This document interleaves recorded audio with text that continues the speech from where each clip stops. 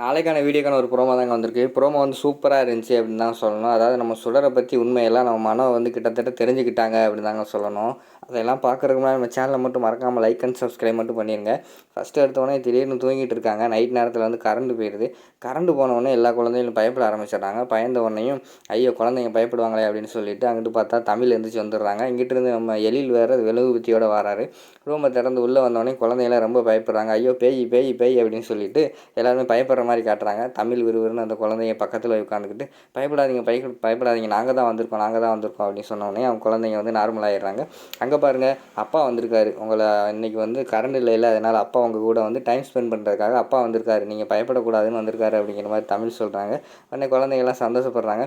சரி எல்லோரும் வாங்க கீழே போகலாம் அப்படிங்கிற மாதிரி சொல்கிறாங்க. சரின்னு சொல்லிட்டு குழந்தை எல்லாருமே கிளம்பி வந்துடுறாங்க. ஹாலுக்கு வர்ற மாதிரி காட்டுறாங்க. அங்கிட்டிருந்து வேலைக்காரி செல்வி அதுக்கடுத்து அந்த நம்ம எழிலோட அம்மா எல்லாருமே வந்து அந்த ஹாலில் உட்காந்துருக்கிற மாதிரி காட்டுறாங்க. எல்லாருமே ஜாலியாக விளாண்டுக்கிட்டு இருக்காங்க. திடீர்னு பாட்டு படிப்போமா அப்படின்னு சொல்லிட்டு நம்ம தமிழ் வந்து பாட்டு படிக்க ஆரம்பிச்சிடுறாங்க. அதை பார்த்தோன்னே நம்ம இவர் இருக்கார்ல எழிலுக்கு வந்து ஒரு மாதிரி உள்ளே வந்து ஒரு உணர்ச்சி மாதிரி வருது. உடனே நம்ம தமிழ் பாட்டு படிக்கிறதே வந்து மெய் மறந்து பார்த்துக்கிட்டு இருக்கிற மாதிரி காட்டிக்கிட்டு இருக்காங்க. சரி எல்லாருமே இந்த நேரத்தில் தான் ஒன்றா மெய் மறந்து இருக்காங்க.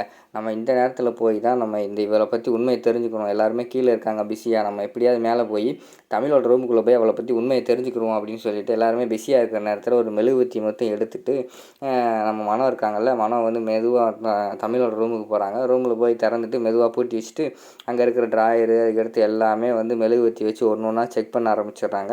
இங்கிட்டு பார்த்தா இங்கிட்டு எழில் அதுக்கடுத்து தமிழ் எல்லாருமே சேர்ந்து பாட்டு படித்து என்ஜாய் பண்ணிக்கிட்டு இருக்கிற மாதிரி காட்டிக்கிட்டு இருக்காங்க. ஒரு வழியாக வந்து நம்ம தமிழ் வந்து பாட்டு படித்து முடிச்சிட்டாங்க. முடித்த உடனேயும் நம்ம எழில்கிட்ட வந்து கேட்குறாங்க, என்ன சார் இந்த பாட்டு உங்களுக்கு ரொம்ப பிடிக்கும் போலயே அப்படிங்கிற மாதிரி வந்து கேட்காங்க. எதுக்கு கேட்குற அப்படிங்கிற மாதிரி சொன்னோன்னே, இல்லை நான் பாட்டு படிக்கும்போது உங்களை தான் பார்த்தேன். ரொம்ப மெய் மறந்து நீங்கள் வந்து பார்த்துக்கிட்டு இருந்தீங்க. அதனால தான் கேட்குறேன். டெய்லி இந்த பாட்டை கேட்பீங்களோ அப்படிங்கிற மாதிரி அவங்க பேசிக்கிட்டு இருக்கிற மாதிரி காட்டிக்கிட்டு இருக்காங்க. அந்த பக்கம் பார்த்தா நம்ம மனம் வந்து இவங்களோட டாக்குமெண்ட்ஸு ஃபைல்ஸ் எல்லாம் தேடிக்கிட்டு இருக்கிற மாதிரி காட்டிக்கிட்டு இருக்காங்க. அதோட பார்த்தீங்கன்னா இந்த ப்ரோமோவும் வந்து முடிச்சிடுறாங்க.